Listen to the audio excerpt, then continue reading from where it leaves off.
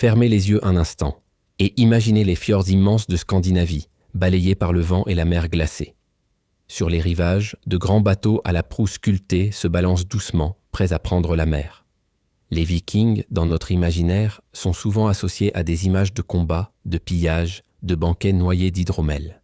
Mais derrière ces clichés d'hommes rudes brandissant leurs épées, il existe une réalité plus discrète, plus intime, mais tout aussi révélatrice. Leur manière de se nourrir. Car comprendre ce que mangeait un peuple, c'est entrer dans le cœur même de sa vie quotidienne, de ses croyances et de son rapport au monde. La nourriture des Vikings n'avait rien d'évident. Dans ces terres du Nord, aux hivers longs et rigoureux, chaque repas était le fruit d'une lutte contre les éléments. Les champs étaient maigres, les saisons courtes, les ressources parfois imprévisibles. Et pourtant, les Vikings savaient tirer parti de tout ce que la nature pouvait offrir. Leurs aliments, souvent simples, étaient choisis avec soin, travaillés avec ingéniosité, conservés avec un savoir-faire que nous avons parfois oublié. Ces repas, loin d'être monotones, étaient variés, riches de sens et même, à leur manière, empreints de spiritualité. Pourtant, beaucoup de ces aliments ont disparu de nos tables modernes. Certains étaient des plantes que l'on ne cultive plus, des recettes que l'on n'ose plus goûter, des boissons fermentées au goût étrange pour nos palais contemporains. Ce sont ces aliments oubliés que nous allons redécouvrir ensemble, car ils racontent une autre histoire des Vikings. Non pas celle des guerriers, mais celle des paysans, des femmes au foyer, des pêcheurs, des enfants affamés l'hiver, des festins célébrant les dieux. Une histoire qui se cache dans les marmites de bouillie, dans les morceaux de poissons séchés, dans les herbes cueillies au bord des chemins. Si vous êtes comme moi, vous vous êtes sûrement déjà demandé à quoi ressemblait un vrai repas viking. Était-ce seulement de la viande rôtie sur un feu de camp, comme on l'imagine dans les films? Ou y avait-il des plats plus surprenants, des goûts oubliés, des recettes étranges que nous aurions du mal à reconnaître aujourd'hui? Et surtout, comment, dans un monde sans réfrigérateur, sans épices venues d'Orient, sans blé raffiné, parvenaient-ils à nourrir leurs familles et leurs guerriers? La réponse est fascinante parce qu'elle mélange pragmatisme et imagination. Les Vikings savaient conserver le poisson au sel et à la fumée, transformer le lait en fromage dur qui pouvait durer des mois, préparer des bouillies de céréales qui réchauffaient les corps pendant les longues nuits d'hiver. Ils savaient aussi se faire plaisir avec du miel fermenté en hydromel, des festins où l'on servait la meilleure viande et où l'on partageait la boisson comme un symbole de fraternité. Leur cuisine, si l'on ose employer ce mot, était à la fois simple et sophistiquée, enracinée dans la survie mais ouverte aux échanges que permettait leur voyage. Mais ce qui est peut-être le plus surprenant, c'est que beaucoup de ces aliments étaient intimement liés à leur culture et à leur spiritualité. Manger pour les Vikings, ce n'était pas seulement se nourrir, c'était participer à un ordre cosmique, respecter des traditions, honorer des dieux. L'hydromel, par exemple, n'était pas une simple boisson alcoolisée. Il représentait la boisson des dieux, l'élixir de la poésie et de la sagesse. Offrir un repas, c'était offrir une part de soi, de son foyer, de sa récolte. Chaque bouchée contenait une part de leur vision du monde. Alors, je vous invite à plonger avec moi dans cette exploration, à redécouvrir les céréales modestes mais vitales, les fromages rustiques, les viandes salées, les poissons séchés, les légumes oubliés, les boissons mystérieuses, à comprendre comment ces aliments façonnaient le quotidien des Vikings, comment ils leur donnaient la force de partir en mer, mais aussi comment ils reliaient leur vie terrestre à un univers de mythes et de croyances. Et avant d'aller plus loin, laissez-moi vous poser une question. À vous qui écoutez cette histoire, si l'on vous plaçait devant un banquet viking, seriez-vous prêt à goûter à ces plats oubliés? Auriez-vous le courage de tremper vos lèvres dans un hydromel puissant, de croquer un pain noir au goût âpre, de partager une bouillie d'orge chaude dans une salle enfumée? Dites-le moi dans les commentaires, car c'est aussi votre regard moderne qui redonne vie à ces récits anciens.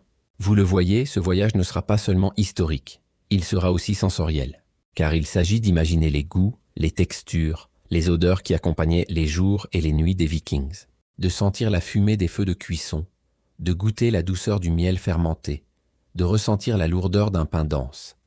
C'est en retrouvant ces sensations que l'on comprend le mieux ce que fut leur monde. Nous allons commencer par ce qui formait la base de leur alimentation, les céréales. Car avant les viandes rôties et les poissons fumés, avant l'hydromel et les banquets, c'était l'orge, le seigle et l'avoine qui nourrissaient le peuple. Des grains modestes, mais qui, entre les mains des Vikings, devenaient l'essence même de la survie. Avant de rêver de festins éclatants ou de banquets offerts aux dieux, il faut revenir à l'essentiel, les céréales. Elles formaient la véritable charpente de l'alimentation viking. Contrairement à l'image populaire d'un peuple ne vivant que de viande et de poisson, Les Vikings tiraient la majorité de leur énergie de champs cultivés avec soin. Dans un climat rude, où les étés étaient courts et les hivers interminables, il fallait savoir tirer parti de ce que la terre voulait bien donner. Et parmi ces dons, l'orge, le seigle et l'avoine étaient les compagnons fidèles des foyers scandinaves. L'orge, en particulier, occupait une place centrale. Résistante, adaptée au sol pauvre, elle poussait là où le blé refusait de s'épanouir. On la broyait en farine grossière, on en faisait des bouillies épaisses, parfois sucrées avec un peu de miel.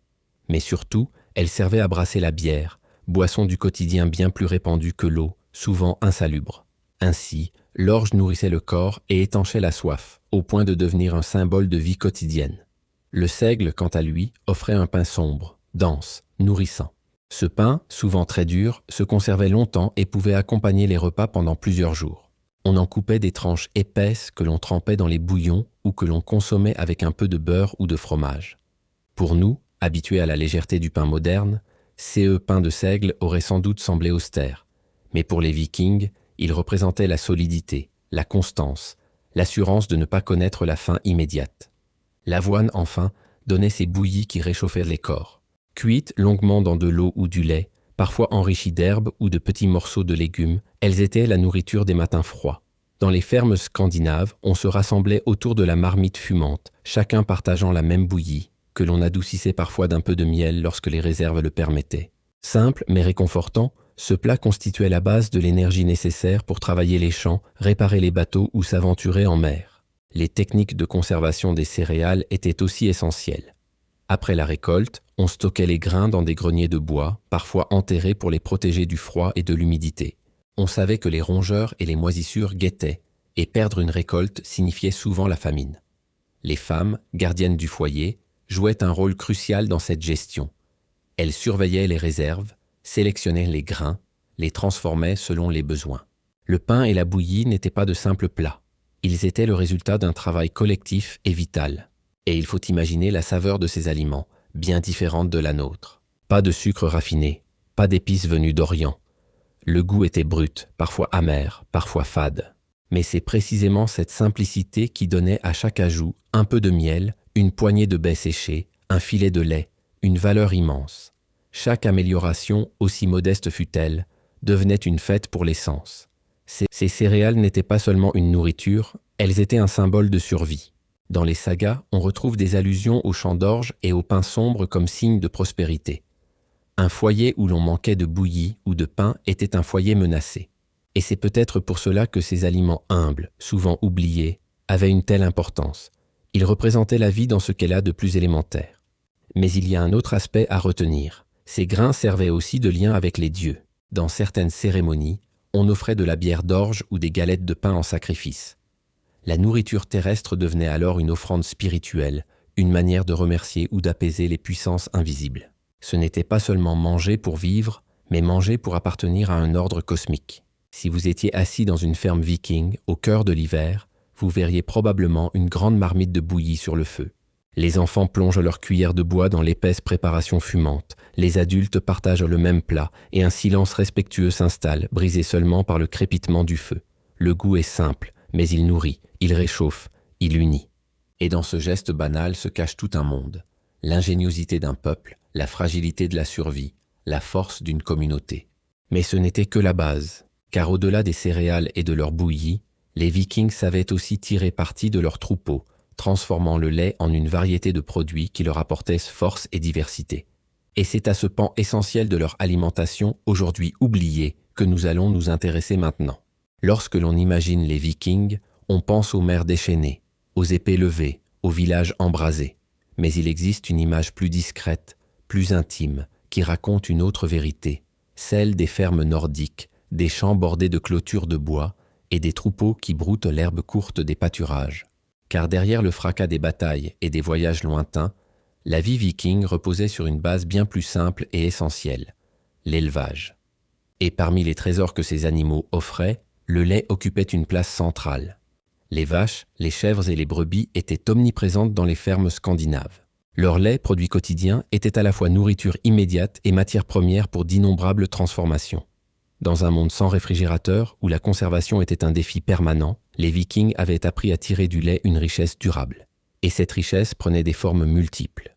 Beurre, fromage, lait caillé, petit lait fermenté. Ces produits, aujourd'hui banals pour nous, étaient pour eux essentiels à la survie et porteurs de significations profondes. Le beurre, d'abord, était un aliment précieux. On le barattait dans de grands récipients de bois à la force des bras. Chaque ferme en produisait, et c'était souvent la tâche des femmes et des jeunes filles de battre la crème jusqu'à obtenir cette matière onctueuse et dorée. Le beurre servait à accompagner le pain de seigle, à donner du goût au bouilli, mais aussi à conserver certains aliments. On l'utilisait parfois comme monnaie d'échange dans le commerce local, tant il était apprécié. Dans certaines sagas, il est même mentionné comme un mets digne des festins. Le fromage, lui, représentait l'une des plus grandes prouesses des Vikings. Fabriqué à partir du lait caillé, il se conservait bien plus longtemps que le lait frais. Il existait sous différentes formes, des fromages frais, consommés rapidement, mais aussi des fromages plus durs, affinés, capables de durer tout un hiver. Ces morceaux compacts, un peu secs, constituaient une réserve de protéines indispensable lorsque les ressources fraîches manquaient.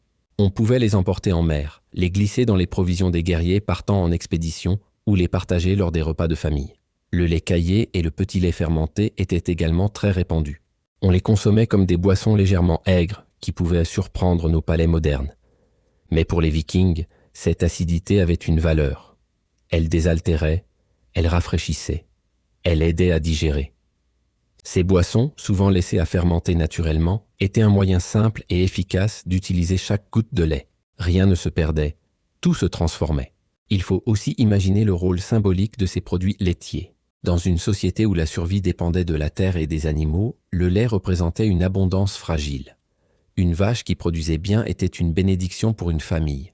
Le lait donnait la vie aux enfants, nourrissait les vieillards, soutenait les guerriers. Il était perçu comme un don des dieux, un signe de prospérité.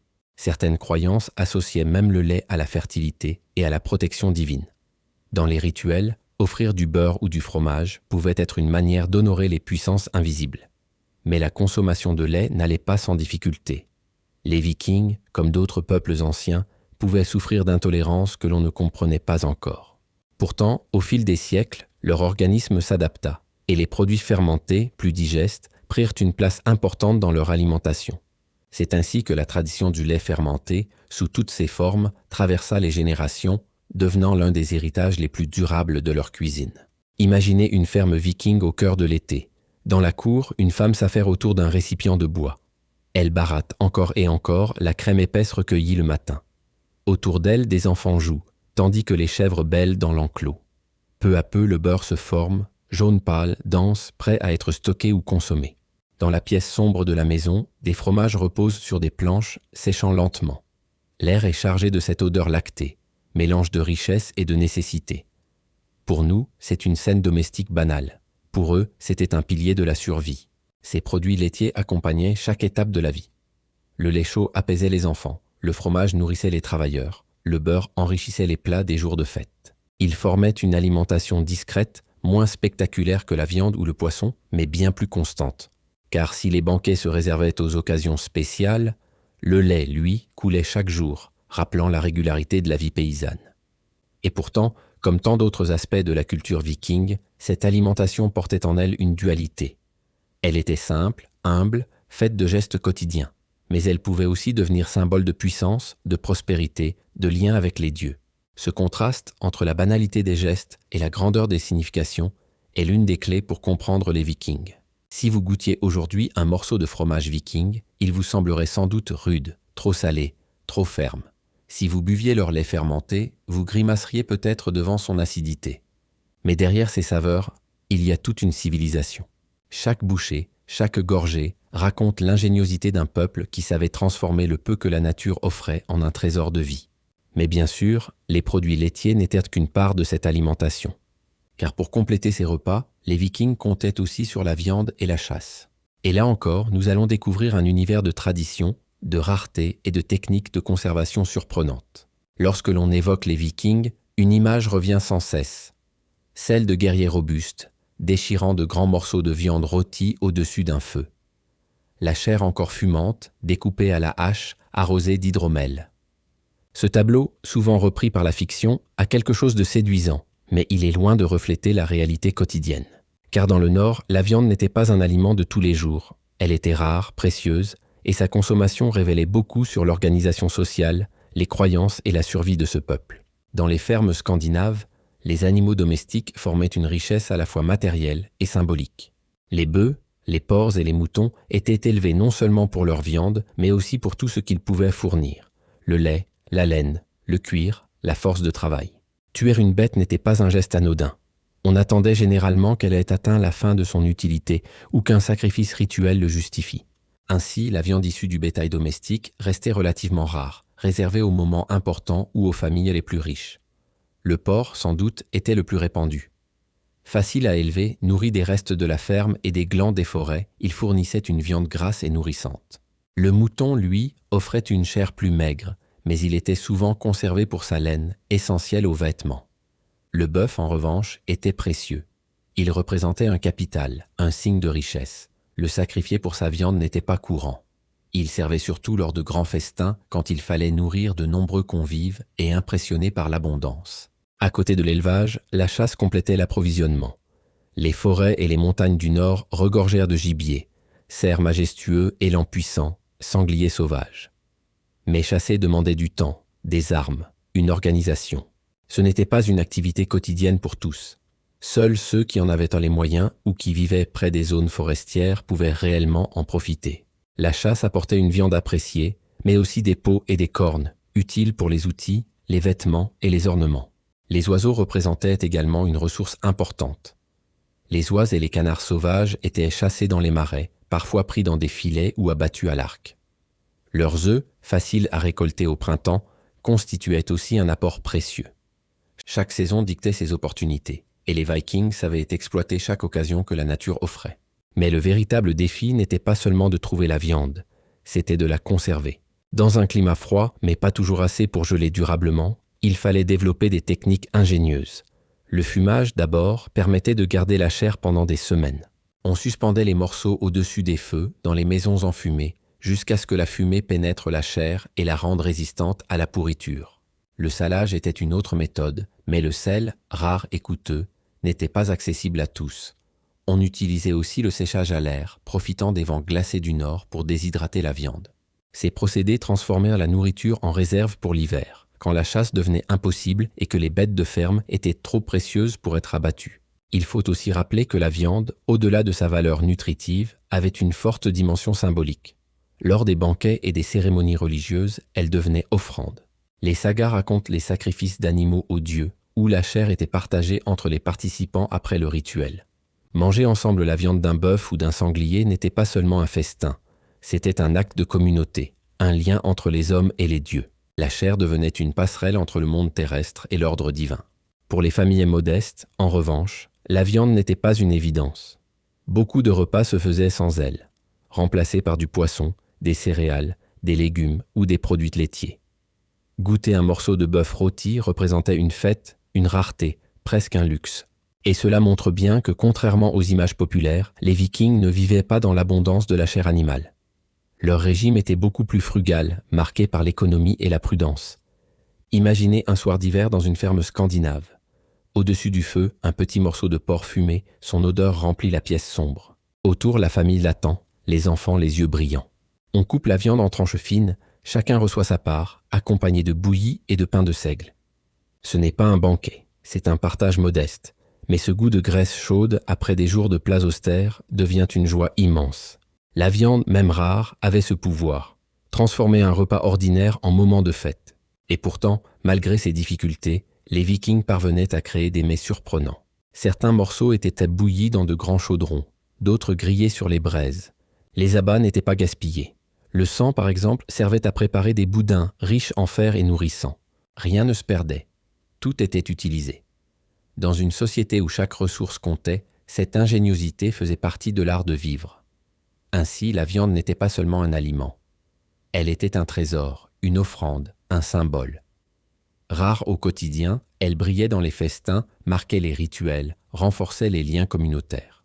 Mais si les terres donnaient difficilement la chair, la mer, elle, regorgeait de richesses. Et c'est vers les eaux glacées, nourricières et impitoyables, que nous allons tourner notre regard à présent. Si la terre offrait peu, la mer, elle, était généreuse. Pour les Vikings, peuple de marins et de pêcheurs autant que de guerriers, l'eau salée des fjords et les rivières glacées constituait une véritable table à ciel ouvert. Le poisson, sous toutes ses formes, représentait non seulement une part essentielle de leur alimentation, mais aussi une ressource économique et symbolique. Dans un monde où la viande restait rare et précieuse, la mer devenait l'assiette quotidienne, le garde-manger inépuisable, même si cette abondance demandait courage, savoir-faire et patience. Le harengue, d'abord, était le roi des mers scandinaves. Pêché en grande quantité, il constituait la base de nombreux repas. On le consommait frais, grillé sur les braises, ou plus souvent séché et salé pour durer des mois. Son goût, puissant, salé, parfois âpre, accompagnait le pain de seigle et les bouillies de céréales. Ce petit poisson, modeste en apparence, devint une monnaie d'échange, un produit de commerce, au point de voyager bien au-delà des fjords nordiques. Le saumon, lui, était considéré comme un mets de choix. Abondant dans les rivières de Scandinave, il représentait un festin lorsqu'il était attrapé en période de migration. Les Vikings savaient le consommer frais, mais surtout le conserver. Séché à l'air froid, fumé dans les huttes noircies par la fumée, il devenait une provision précieuse pour les longs voyages en mer. On raconte même que certains marins embarquaient avec des réserves entières de poissons séchés, qu'ils croquaient comme des morceaux de pain dur au cours de leurs expéditions. La morue, autre pilier de cette alimentation maritime, avait l'avantage de se conserver exceptionnellement bien.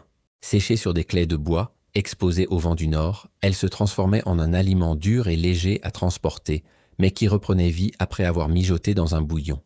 C'est sans doute grâce à ce poisson robuste que les Vikings purent entreprendre leur longue traversée, jusqu'à l'Islande, le Groenland et même au-delà. La morue devint la compagne silencieuse de leur conquête maritime, une preuve que la mer était à la fois nourricière et alliée.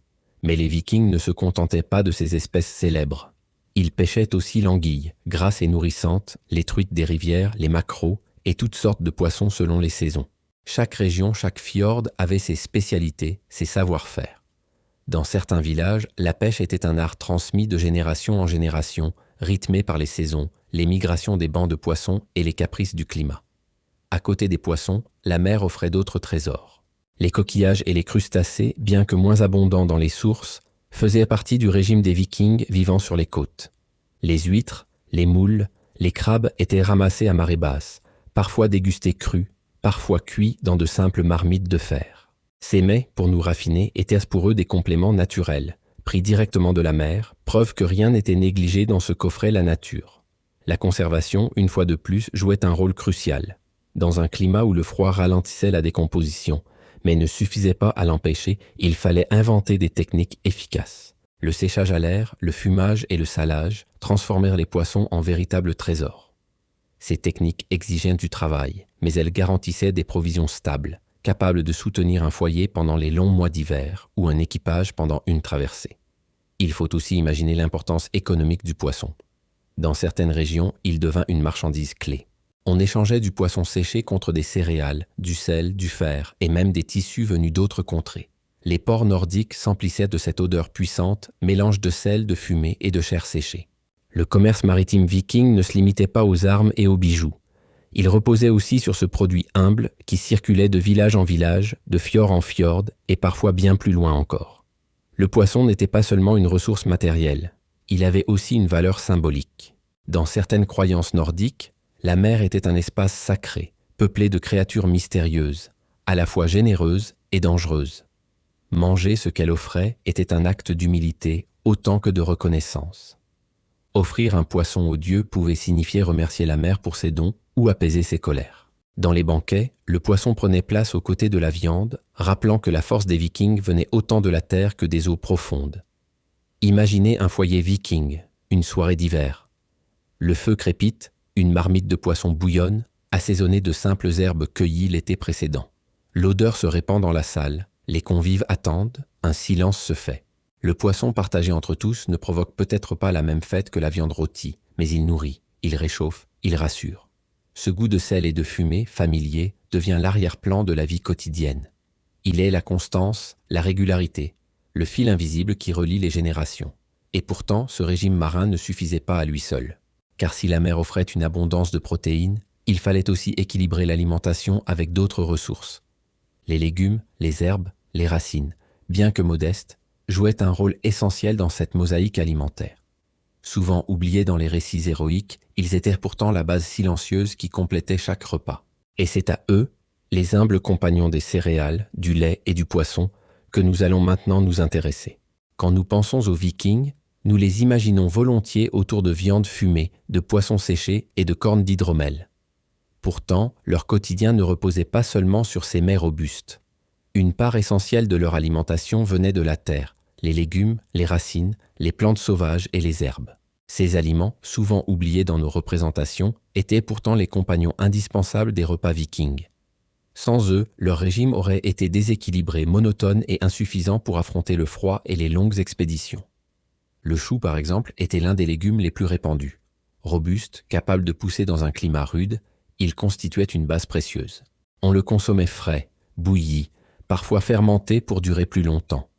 Son goût fort, légèrement amer, accompagnait les bouillies de céréales ou les plats de poisson.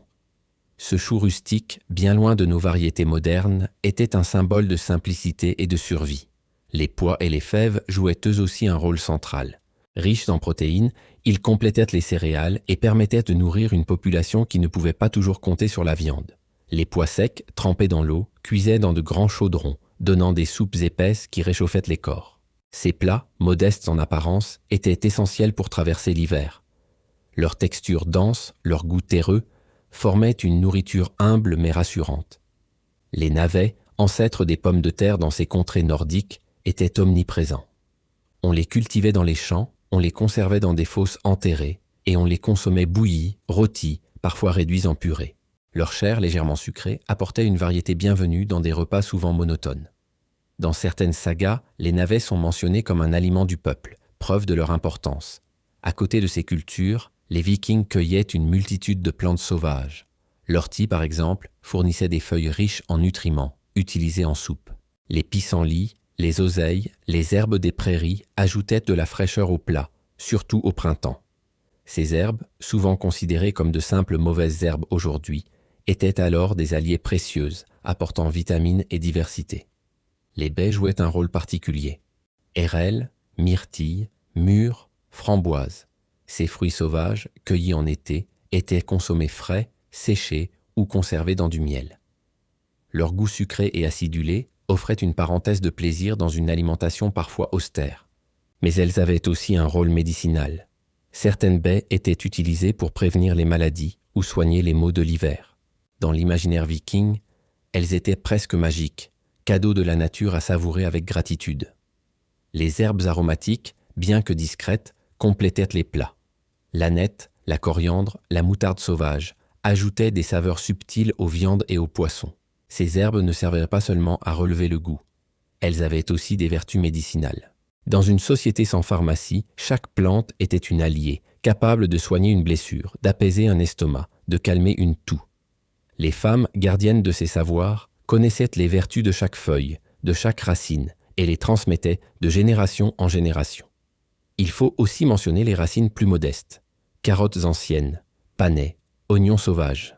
Leur goût, souvent plus fort que nos variétés modernes, enrichissait les ragoûts et les soupes. Dans une marmite de bouillie, ajouter quelques rondelles de navets ou une poignée de pois transformait un plat fade en un repas nourrissant. Ces légumes, bien que simples, donnaient vie à la cuisine viking. Et puis il y avait le miel, unique source de sucre. Bien que principalement utilisé pour produire l'hydromel, il servait aussi à adoucir certaines préparations. Quelques gouttes de miel sur une bouillie de céréales, ou mélangées à des baies, créaient des mets qui devaient sembler luxueux dans un monde de goût amer et salé. Le miel, fruit du travail patient des abeilles, représentait la douceur rare, presque sacrée. Les techniques de conservation s'appliquaient aussi aux végétaux. On savait sécher les herbes, stocker les légumes dans des fosses ou des caves, parfois même fermenter certaines plantes. Ces savoir-faire garantissaient que même en hiver, les foyers disposaient d'une certaine variété. Le goût n'était peut-être pas toujours agréable, mais la survie ne se mesurait pas à la finesse, elle se mesurait à la constance. Imaginez un repas simple dans une ferme isolée. Dans un chaudron, une soupe de pois mijote, épaissie de morceaux de navets. Autour, les enfants plongent leur cuillère, chacun recevant une portion égale. Sur la table, quelques baies séchées apportent une note sucrée, partagée avec parcimonie. Ce n'est pas un festin, ce n'est pas un banquet, mais c'est un repas qui nourrit, qui réchauffe, qui relie.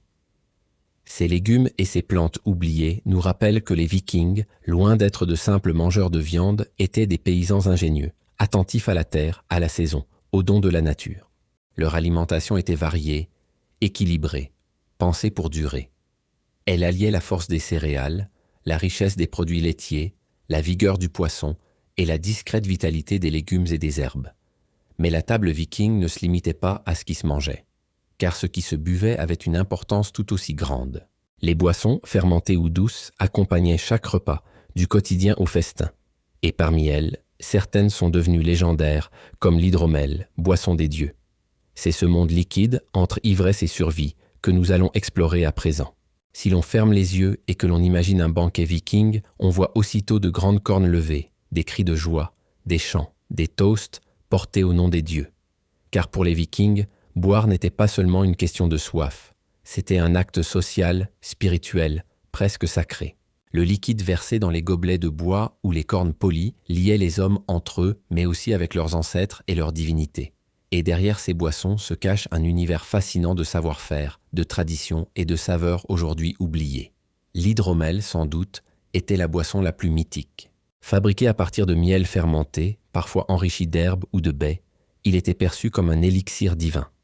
Dans les mythes nordiques, il est présenté comme la boisson des dieux et des poètes, source d'inspiration et de sagesse. Le simple fait de boire de l'hydromel rapprochait les hommes des forces invisibles, leur donnant l'impression de partager un peu du pouvoir céleste. On le servait lors des cérémonies religieuses, des mariages, des pactes entre clans. Le goût devait être à la fois doux et puissant, un mélange enivrant de sucre et de fermentation, capable de réchauffer les corps et d'allumer les esprits. À côté de l'hydromel, la bière occupait une place plus quotidienne. Brassée à partir d'orge ou d'autres céréales, elle était souvent peu alcoolisée, consommée par tous, même les enfants. L'eau, en effet, n'était pas toujours potable. La fermentation légère transformait la bière en une boisson plus sûre, désaltérante et nourrissante. Sa saveur, probablement plus amère et herbacée que nos bières modernes, devait accompagner les repas les plus simples, bouillies, poissons, pain de seigle. Dans les foyers modestes, la bière remplaçait l'eau comme boisson de base, preuve que la fermentation était un art de survie autant qu'un plaisir. Mais les Vikings ne s'arrêtaient pas à ces deux boissons célèbres. Ils savaient aussi tirer parti de tout ce qui pouvait fermenter. Le petit lait, issu de la fabrication du fromage, devenait une boisson aigre, désaltérante, que l'on consommait surtout à la ferme. Des jus de fruits sauvages, comme ceux des baies, pouvaient aussi être laissés à fermenter légèrement, produisant des boissons sucrées et pétillantes, fragiles mais savoureuses. Dans certains cas, on mélangeait différentes plantes, herbes et racines pour créer des breuvages médicinaux, utilisés autant pour leurs vertus curatives que pour leur goût. Ces boissons avaient pas toutes un point commun. Elles étaient liées à la communauté. Boire seul n'avait pas beaucoup de sens. Ce qui importait, c'était le partage. Lors des repas de famille, on remplissait les gobelets tour à tour. Lors des banquets, le chef de clan ou le maître de maison faisait circuler la corne, chacun y buvant à son tour, scellant ainsi une fraternité invisible. Porter un toast était un acte solennel. On invoquait les dieux, on honorait les ancêtres, on promettait sa loyauté. Une simple gorgée devenait un engagement, une parole donnée devant la communauté et le ciel. Il faut aussi se souvenir que ces boissons avaient un rôle de réconfort. Dans les longs hivers scandinaves, sombres et glacés, boire un hydromel fort ou une bière chaude était une manière d'oublier la rudesse du climat. La chaleur de l'alcool, la convivialité du partage apportaient une lumière intérieure. Pour des peuples exposés à la dureté du quotidien, ces instants d'ivresse contrôlée étaient essentiels. Ils donnaient un équilibre, un espace de fête dans un monde dominé par la survie. Mais ces boissons pouvaient aussi révéler les hiérarchies sociales. L'hydromel, plus coûteux à produire car dépendant du miel, n'était pas accessible à tous. Il marquait les grandes occasions, les mariages, les alliances. La bière, en revanche, coulait dans presque tous les foyers, symbole de la vie ordinaire. Ainsi, même à travers les boissons, on distinguait les moments du quotidien de ceux du sacré. Chaque gorgée rappelait la place que l'on occupait dans le monde. Imaginez un soir de fête dans une salle viking. La grande pièce résonne de chants graves, les torches projettent des ombres mouvantes sur les poutres. Sur la longue table de bois, des cornes circulent de main en main. Chacun boit, lève son gobelet, lance un toast à Odin, à Thor ou aux ancêtres disparus. Le liquide doré coule, les visages s'illuminent, les voix s'élèvent. Ce n'est pas seulement de l'alcool qui circule, c'est un lien sacré, une communion d'âme. Et pourtant, il faut se rappeler que derrière la fête se cachait toujours le quotidien. Dans les fermes modestes, point de banquets fastueux. Seulement une bière claire, légèrement pétillante, partagée entre parents et enfants. Le goût était simple, mais il rappelait à chacun que même dans l'austérité, la vie pouvait avoir sa douceur. Ces boissons, aujourd'hui oubliées, nous disent beaucoup sur les Vikings. Elles révèlent leur ingéniosité à transformer les ressources disponibles, leur art de donner un sens à chaque geste, leur besoin de relier la survie matérielle à la dimension spirituelle. Elles nous rappellent aussi que boire, pour eux, n'était jamais anodin. C'était un acte de communauté, de mémoire, de croyance. Mais il existe un autre aspect, encore plus spectaculaire, lié à la nourriture et aux boissons, celui des grands repas festifs. Les banquets vikings, véritables célébrations, étaient des moments où tout prenait une autre dimension. La nourriture devenait symbole de pouvoir, la boisson devenait serment, et la table devenait un théâtre social. C'est ce monde de festin, à la fois réel et mythique, que nous allons explorer maintenant. Si les repas quotidiens des Vikings étaient souvent faits de bouillies de céréales, de poissons séchés et de fromages rustiques, il existait un autre visage de leur alimentation, celui des banquets.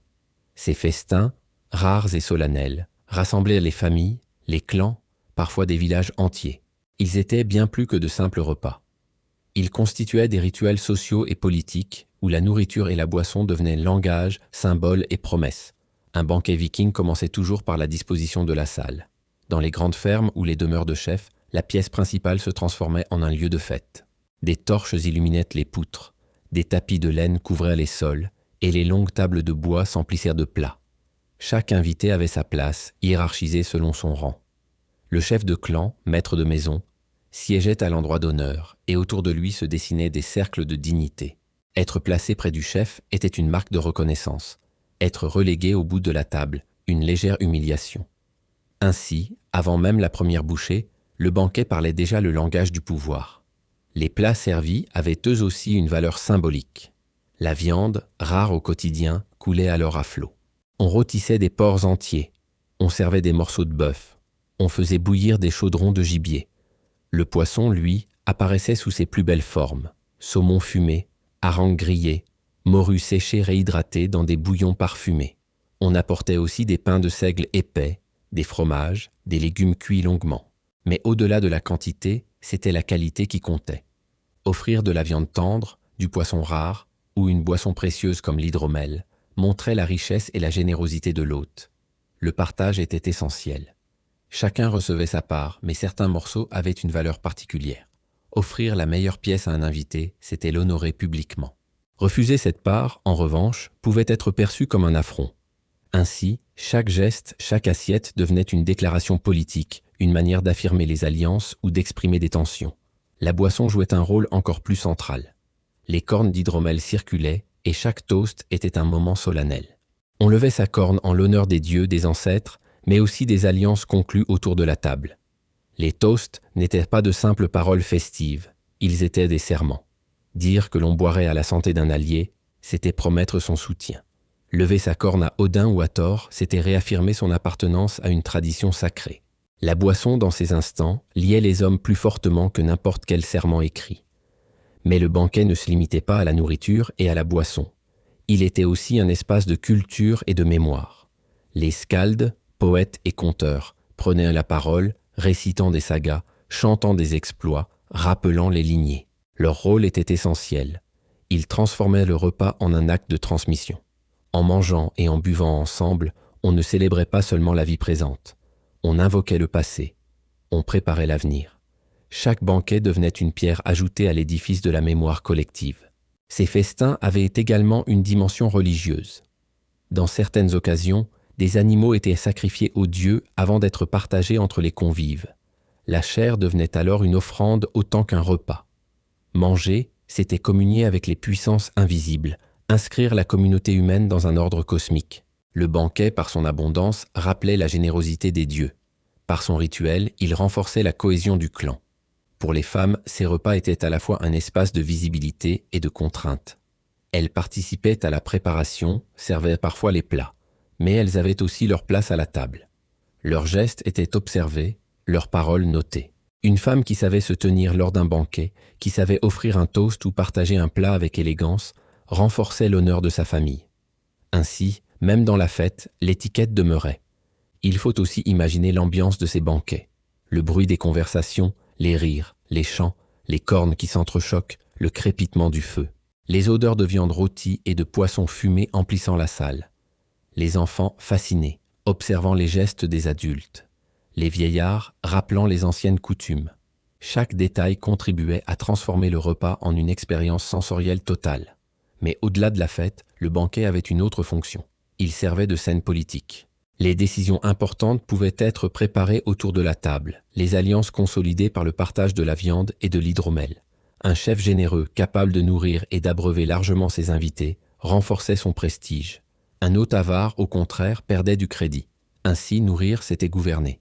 Donner à manger, c'était affirmer son pouvoir. Ces repas festifs, tout comme les aliments du quotidien, nous montrent que la nourriture chez les Vikings n'était jamais anodine. Elle nourrissait les corps, certes, mais elle liait aussi les âmes, consolidait les communautés, incarnait les croyances. Le banquet, dans sa splendeur, révélait ce que la bouillie quotidienne cachait, la dimension sociale et symbolique de l'alimentation. Mais la vie des Vikings n'était pas faite que de fêtes et de banquets. À côté de ces moments d'abondance, il y avait aussi des périodes de disette où la faim se faisait sentir, où les réserves manquaient, où l'ingéniosité devait remplacer la richesse. Et c'est ce contraste entre l'excès des festins et la dureté des famines que nous allons explorer maintenant. Si les banquets faisaient briller la puissance des chefs et les récits des sagas, la vérité quotidienne des Vikings était bien plus rude. Car dans ces terres du Nord, la faim n'était jamais loin. Les récoltes pouvaient échouer sous l'effet d'un été trop court.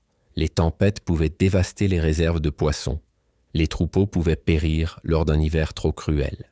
Et dans ces moments, les familles devaient faire preuve d'une inventivité remarquable pour survivre. La nourriture devenait rare, les repas se réduisaient, et chaque bouchée prenait alors une valeur immense. Les sagas et les fouilles archéologiques témoignent de ces périodes de disette. Lorsque les greniers se vidaient, on se tournait vers les réserves de céréales, rationnées avec soin. Les bouillies devenaient plus aqueuses, moins nourrissantes, allongées avec de simples herbes ou des racines. Le pain de seigle, déjà dense, était coupé en tranches de plus en plus fines, parfois mélangé avec de l'écorce ou des fibres végétales pour en augmenter le volume. Ce pain dur, presque amer, n'était pas un festin mais une nécessité. Il permettait de tromper la faim, de donner l'illusion de manger quand il n'y avait presque rien. Dans les hivers les plus rudes, certains se nourrissaient de racines sauvages, parfois toxiques si elles n'étaient pas préparées correctement. Les écorces de certains arbres, comme le bouleau, étaient réduites en poudre et mélangées à la farine pour donner du volume au pain. Ces aliments de substitution, loin d'être appréciés, sauvèrent pourtant des vies. Leur goût était rude, leur digestion difficile, mais ils rappelaient une vérité simple: dans le Nord, la survie passait avant le plaisir. Le poisson séché et la viande fumée, lorsqu'il en restait, devenaient des trésors. Mais là encore, les portions étaient réduites à l'extrême. On grattait chaque morceau, on faisait bouillir les os pour en tirer des bouillons maigres. Les abats, le sang, la peau des animaux, tout était utilisé. Rien ne devait se perdre, car tout pouvait nourrir, même de manière symbolique. Dans certains récits, il est dit que les Vikings cuisinaient des soupes de peau bouillie, des plats que l'on n'imaginait que dans les situations les plus désespérées. La mer, pourtant si généreuse, pouvait aussi devenir avare. Les tempêtes empêchèrent de sortir pêcher, les bancs de poissons se faisaient rares. Alors on se tournait vers les oiseaux, les œufs ramassés sur les falaises, ou même les coquillages. Ramasser des moules et des huîtres devenait un geste de survie, une manière de tromper la faim quand tout le reste manquait. Dans ces temps de famine, les inégalités sociales se révélaient avec brutalité. Les chefs, plus riches, disposèrent de réserves plus importantes, protégées dans leurs greniers. Les familles modestes, elles, devaient improviser. Certaines s'endettaient auprès de leurs voisins. D'autres se voyaient contraintes d'abandonner des terres, de partir chercher refuge ailleurs. La faim n'était pas seulement une épreuve physique. Elle redessinait les rapports de pouvoir, brisait des clans, renforçait des alliances. Et pourtant, même dans la famine, les croyances donnaient un sens. On priait les dieux, on offrait les derniers morceaux en sacrifice pour apaiser les puissances. La faim était interprétée comme une épreuve envoyée par les divinités, une manière de tester la force et la foi du clan. Partager le peu que l'on avait devenait un acte sacré. Donner une bouchée de son pain à un voisin affamé était vu comme un geste héroïque, une manière de renforcer la communauté. Il faut imaginer ces soirées d'hiver, quand les marmites étaient presque vides. La fumée emplissait la salle, mais l'odeur de nourriture se faisait rare. On mangeait en silence, chacun conscient que le repas était maigre. Les enfants demandaient encore, mais il n'y avait plus rien. Et pourtant, même dans ces instants, on trouvait des lueurs d'espoir. Une poignée de baies séchées retrouvée au fond d'une jarre, un poisson pris par hasard dans une rivière encore libre de glace, un morceau de fromage oublié dans la cave. Chaque découverte, chaque bouchée devenait une fête discrète, une victoire contre la faim. Ces périodes de disette marquaient profondément la mémoire collective. Elles rappelaient la fragilité de la vie, l'importance des réserves, la nécessité de la solidarité. Elles expliquaient aussi pourquoi, lors des banquets, l'abondance prenait une valeur presque sacrée, car chacun savait ce que signifiait la faim, chacun avait déjà ressenti ce vide. Les festins, par contraste, n'étaient pas de simples excès. Ils étaient des triomphes contre la peur ancestrale de manquer. La faim, paradoxalement, façonnait donc l'identité viking autant que les banquets. Elle rappelait que la vie dans le Nord était une lutte constante, que chaque saison pouvait apporter la prospérité ou la misère. Elle obligeait les hommes et les femmes à inventer, à persévérer, à transmettre leur savoir pour que la génération suivante ne périsse pas. Et aujourd'hui, en pensant à ces aliments oubliés, pain d'écorce, soupe maigre, racines sauvages, nous découvrons un aspect moins glorieux mais plus vrai des Vikings, celui d'un peuple de survivants. Des hommes et des femmes capables de transformer la pauvreté en ressources, la disette en apprentissage, la faim en une mémoire commune.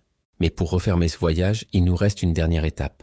Comprendre ce que ces aliments, qu'ils soient festifs ou misérables, nous disent de la civilisation viking dans son ensemble. Car manger chez eux n'était jamais un geste banal. C'était un miroir de leur monde, de leurs croyances, de leur rapport à la vie et à la mort. Et c'est ce que nous allons méditer maintenant, dans notre conclusion. Lorsque nous refermons ce long voyage dans l'univers alimentaire des Vikings, une vérité s'impose. Manger pour eux n'était jamais un simple acte de survie. Chaque bouchée, chaque gorgée, chaque plat partagé racontait une histoire. Derrière le goût de la bouillie d'orge, la rudesse d'un pain de seigle, la douceur rare d'un miel fermenté, il y avait la mémoire d'un peuple, ses luttes, ses espoirs, ses croyances. Les aliments oubliés de l'ère viking ne sont pas de simples curiosités archéologiques. Ils sont les témoins silencieux d'une civilisation qui savait tirer le meilleur de la nature. Même dans la rudesse des fjords et des hivers glacés. Les céréales, humbles mais vitales, nous rappellent la fragilité des récoltes et l'importance du travail patient des champs. Le lait, transformé en beurre, en fromage et en boisson fermentée, illustre l'ingéniosité domestique et la richesse symbolique du foyer.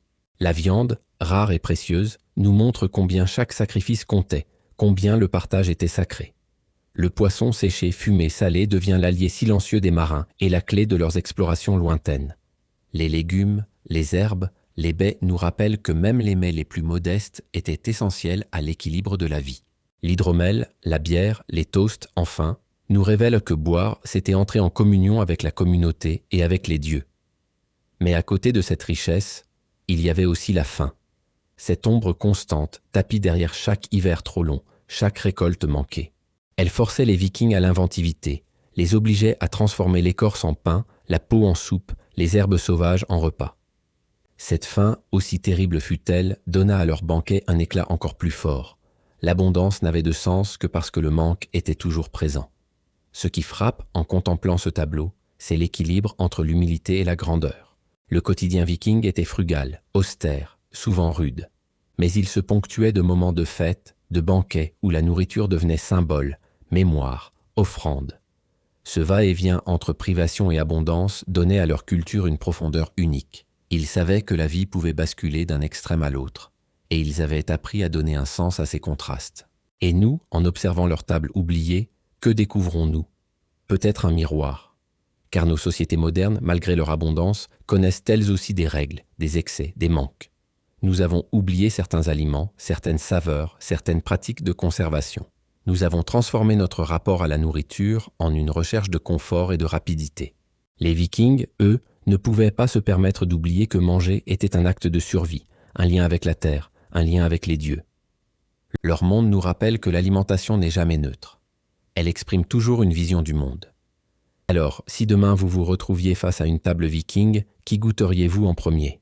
Le pain sombre au goût amer, le poisson séché, dur mais nourrissant, le fromage rustique, salé et ferme, ou bien lèveriez-vous une corne d'hydromel pour ressentir l'écho d'une ivresse ancestrale?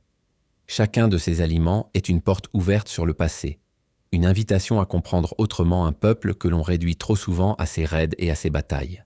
Les aliments oubliés des Vikings sont des fragments de mémoire. Ils nous disent que ce peuple n'était pas seulement fait de conquérants, mais aussi de paysans, de pêcheurs, de mères qui barattaient le beurre, d'enfants qui cueillaient des baies, de vieillards qui partageaient leur part de soupe. Derrière la violence des sagas, il y avait la tendresse du quotidien, les gestes silencieux de ceux qui nourrissaient et préservaient la vie. Et peut-être est-ce là la plus belle leçon de ce voyage. La grandeur d'une civilisation ne se mesure pas seulement à ses victoires militaires, mais aussi à sa capacité à survivre, à inventer, à transmettre. Les Vikings ne se sont pas contentés de traverser les mers. Ils ont appris à apprivoiser la terre, la mer et le ciel à travers leurs tables. Leur mémoire est inscrite non seulement dans leurs pierres runiques ou leurs bateaux, mais aussi dans leurs bouillies d'orge, leurs poissons séchés, leurs toasts d'hydromel.